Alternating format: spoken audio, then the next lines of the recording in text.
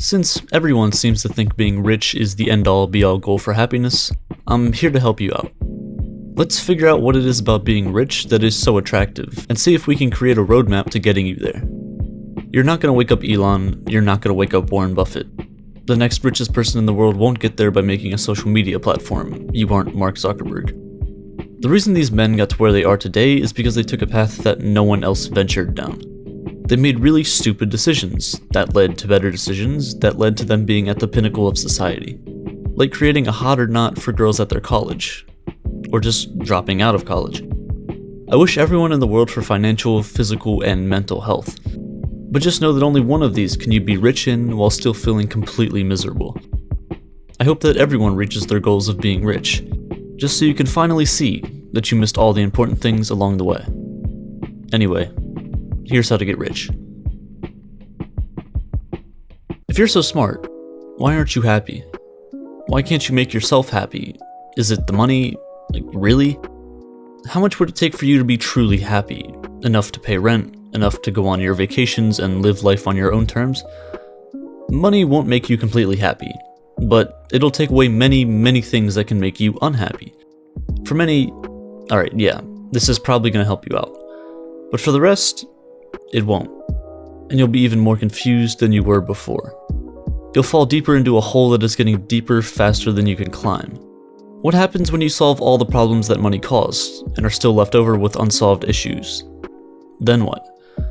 Then you hyper-focus on these problems, trying to find the roots of them, and you still don't know where it stemmed from. All the money you earned and all the riches you feel so entitled to aren't helping, and you're lost. What do you do then? Your therapist doesn't help you, the pills don't help, the money doesn't help. Then what? For so many people that I'm surrounded by, some very talented people who are some of the smartest people I've ever met, they struggle with the very thing that embodies who they are, that knows of its own existence. Their own brain. You're absolutely nothing without two things, physical well-being and mental well-being. These will beat you down to your hands and knees until you have nothing left. There's a lot that people want, and it seems like these two are always the last on the list. These two go hand in hand. Money is just a supplement to both. I think that struggle stems from a lack of purpose. And I'm not talking about everyone that's like, find your purpose. Okay, obviously if it was that easy, this wouldn't be an issue. It's not a long-term thing. It's a day-to-day issue. What's the purpose of getting out of bed? What's my purpose today?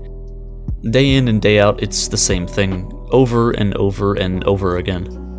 A mundane, static life will slowly drive you into insanity. Becoming rich has its downsides, many of which you won't find until you venture down that path. Having to put the entire business, company, even the world on your back can take a toll on you. Physically, mentally, and fiscally.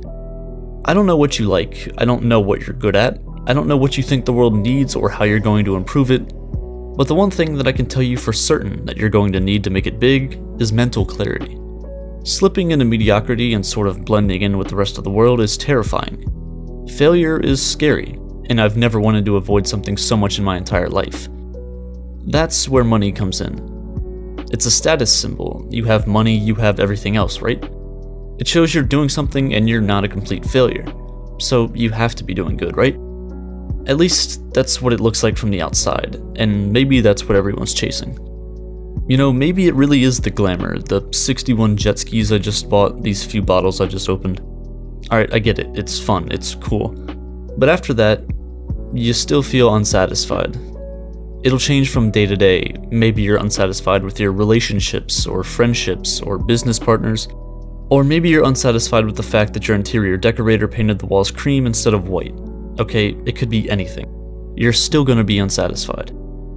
You're gonna be unsatisfied with something. The people who can make it far, who will make the amount of money that will elevate them to the rich status, will almost always be unsatisfied with where they're at.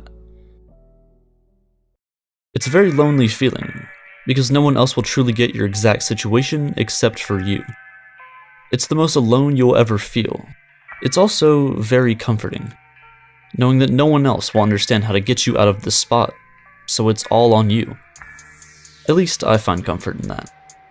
There are certain character traits of successful people that are a double-edged sword, not knowing when to quit, persistence, sociopathy, manipulation. You ride a very thin line between an amazing person and an absolute freak. And that's the risk you take. Your entire life is a risk. Everything you do, someone is watching. Everything you say, someone is listening. You mess up, you're the first person to be blamed. The biggest gamble of all is attaching your name to something or someone. Whether or not you come out on top depends on how far you're willing to go. Becoming rich and successful isn't just a mental battle, it's a mental war. How much can you stomach? How far are you willing to go? How much can you take before it's all too much? Can you put yourself in the right spot at the right time with the right people in the right scenario? It's just a lot to handle. You dive in not knowing whether or not you're going to come out on top, and it's that fear that drives you into insanity trying to make everything work. This is why you need to be mentally strong, and that comes with so many underlying and linked conditions that are impossible to generalize for the public. Staying mentally tough is a single player game. There's cheat codes and buffs and potions that'll help alleviate some of your issues, but not all of them. You have to hope that you can figure out if it's a game that you can actually win. I think that's one of the bad things about me. I turn everything into a game.